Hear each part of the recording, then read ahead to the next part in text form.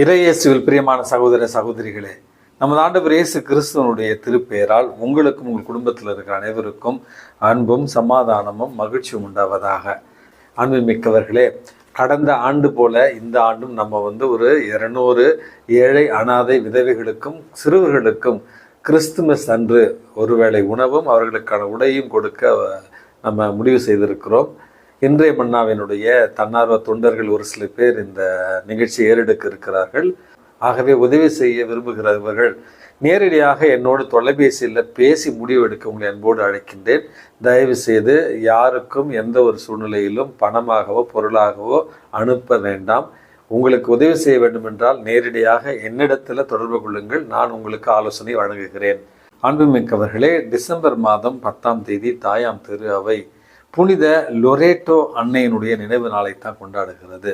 அன்புமிக்கவர்களே, கிபி 13ஆவது நூற்றாண்டில் ஒரு அதிசயம் நிகழ்ந்தது. அதாவது குருசேட்ஸ் என்று சொல்லப்படுகிற சிலுவை போர்கள் நிகழ்ந்து கொண்டிருந்த ஒரு நேரம், அன்னை மரியாளுக்கு வானதூதர் கபிரியேல் மங்கள வார்த்தை அறிவித்த ஒரு கற்களால் செய்யப்பட்ட ஒரு சிறிய ஒரு வீடு.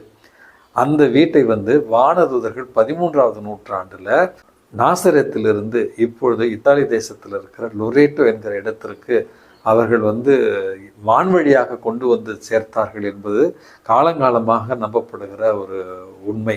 அன்புமிக்கவர்களே, இந்த லொரேட்டோ அன்னைக்காக ஒப்பு கொடுக்கப்பட்டிருக்கிற இந்த ஒரு இடம் என்பது அன்னை மரியாளுக்கு வானதூதர் கபிரியேல் மங்கள வார்த்தை சொன்ன அந்த ஹோலி ஹவுஸ் என்று சொல்வார்கள். ஹோலி புனிதமான அன்னை மரியாளுடைய வீடு இந்த பேராலயத்திற்குள்ளே வைக்கப்பட்டு அதன் மேல் ஒரு மிகப்பெரிய அன்னைக்கான ஒரு பேராலயம் எழுப்பப்பட்டிருக்கிறது.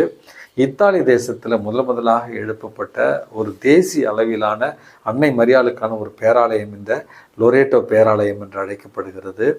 ஆயிரக்கணக்கான ஏன் லட்சக்கணக்கான மக்கள் பல நாடுகளிலிருந்து இந்த லொரேட்டோ அன்னையை ஒவ்வொரு வருடமும் திருப்பயணமாக சந்தித்து செல்கிறார்கள். அந்த லொரேட்டோ பேராலயத்துக்கு உள்ளே இருக்கிற அந்த புனிதமான அன்னை மரியாளுடைய வீட்டை காணுகிற ஒரு பாக்கியத்தை பெறுகிறார்கள்.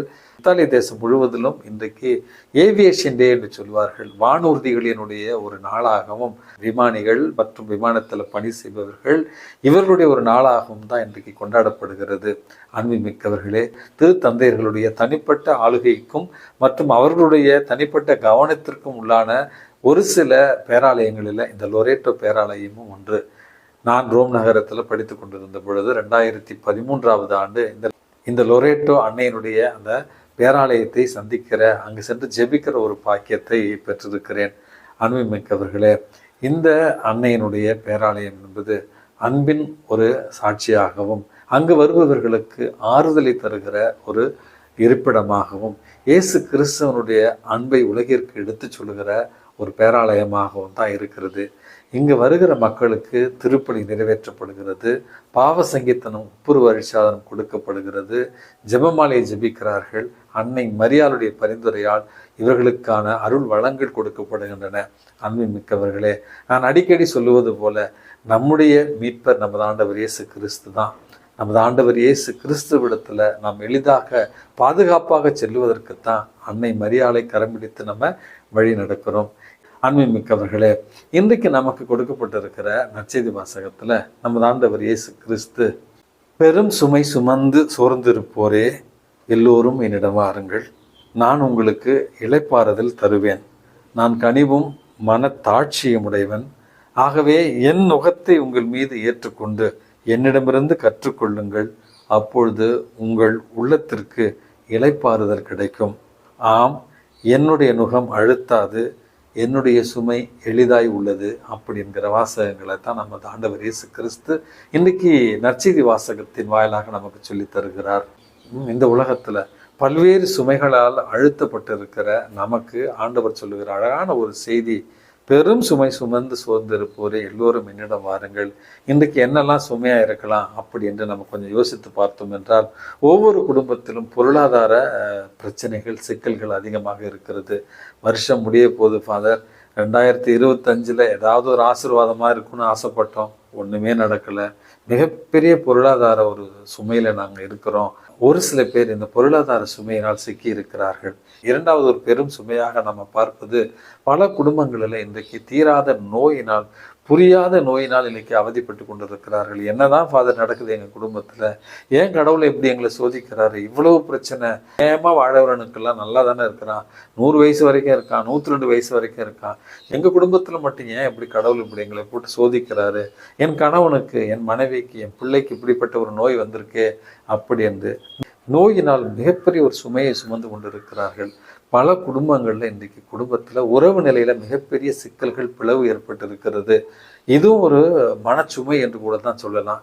எனக்கு மட்டும் ஏன் இப்படி நடக்குது, நான் என்ன பாவம் பண்ணினேன், நான் கடவுளுக்கு விரோதமாக எதுவும் செஞ்சது இல்லையே, என் குடும்பத்தில் மட்டும் ஏன் எங்கள் 2 பேருக்குள்ள, கணவன் மனைவிக்குள்ள இப்படிப்பட்ட ஒரு சிக்கல் நடந்துக்கிட்டு இருக்கு, கடவுள் ஏன் இப்படி எங்களை சோதிக்கிறாரு, நான் ஆசைப்பட்டதெல்லாம் ஒரு நல்ல மன வாழ்க்கை தான், நான் ஆசைப்பட்டதெல்லாம் ஒரு அமைதியான வாழ்க்கை தானே, ஏன் எங்கள் குடும்பத்தில் இப்படி உறவில் பெரிய பிளவு ஏற்பட்டு இருக்கிறது அப்படி என்கிற குடும்பத்தில் உறவு நிலைகளில் பெரும் சுமையாக இன்றைக்கு பலருக்கு மாறி போயிருக்கிறது.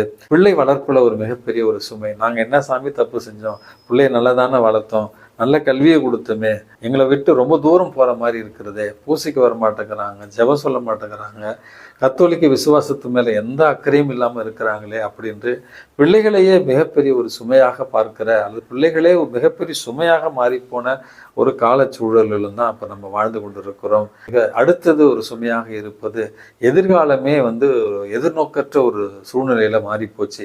என்ன நடக்கும்னே தெரியல, என்ன சிச்சுவேஷன் எங்களை தாக்கும்னே புரியல, இப்படிப்பட்ட ஒரு சூழலில் தான் நாங்கள் வாழ்ந்துகிட்டு இருக்கோம். இதில் எப்படி நாங்கள் விசுவாசத்தோடு வாழ்வது, இதில் எப்படி நாங்கள் நம்பிக்கையோடு வாழ்வது, இதில் எப்படி எதிர்நோக்கோடு வாழ்வது, இவ்வளவு சுமைகள் எங்களுக்கு இருக்கே அப்படி என்று இன்றைக்கு சுமை சுமந்து மனதளவிலும் உடல் அளவிலும் சோர்ந்து போயிருக்கிற உங்களுக்குத்தான் நமது ஆண்டவர் இயேசு கிறிஸ்து சொல்லுகிற அழகான வாக்கியம், சுமை சுமந்து சோர்ந்திருப்போரே எல்லோரும் என்னிடம் வாருங்கள் அப்படி என்று சொல்லி, நான் உங்களுக்கு இளைப்பாறுதலை தருவேன், நான் கனிமும் மனத்தாட்சியும் உடையவன் அப்படி என்று, என்னுடைய சுமை உங்களுக்கு அழுத்தாது, என்னுடைய சுமை எளிதானது அப்படி என்று சொல்லுவதன் மூலமாக நமது ஆண்டவர் இயேசு கிறிஸ்து நமக்கு சொல்லித் தருகிற அழகான பாடம் என்பது, சுமை சுமர்ந்து சோர்ந்திருப்பவர்கள் இயேசுவிடத்தில் வர வேண்டும். ஜீசஸ் என்கிற அந்த பெயருக்கு, அல்லது இயேசு என்கிற பெயருக்கு கடவுள் காக்கின்றார் என்பதுதான் பொருள். இயேசு என்கிற அந்த திரு பெயரிலேயே நம்மை காக்கின்றவர் என்கிற பொருள் அடக்கம் உள்ளது. ஆகவே அன்புமிக்கவர்களே, சோர்ந்து போயிருப்பவர்களே, மனத்தளர்ச்சியோடு இருப்பவர்களே, இயேசுவிடத்தில் வாருங்கள். நிச்சயமாக அவரிடத்துல நிச்சயமாக நமக்கு ஆறுதலும் தேறுதலும் பாதுகாப்பும் வழி நடத்துதலும் நிச்சயமாக கிடைக்கும். எல்லாம் வல்ல இறைவன் தந்தை, மகன், தூய ஆவி உங்களையும் உங்கள் குடும்பத்தில் இருக்கிற அனைவரையும் நிறைவாக ஆசீர்வதித்து பாதுகாத்து வழி நடத்துவாராக. ஆமென்.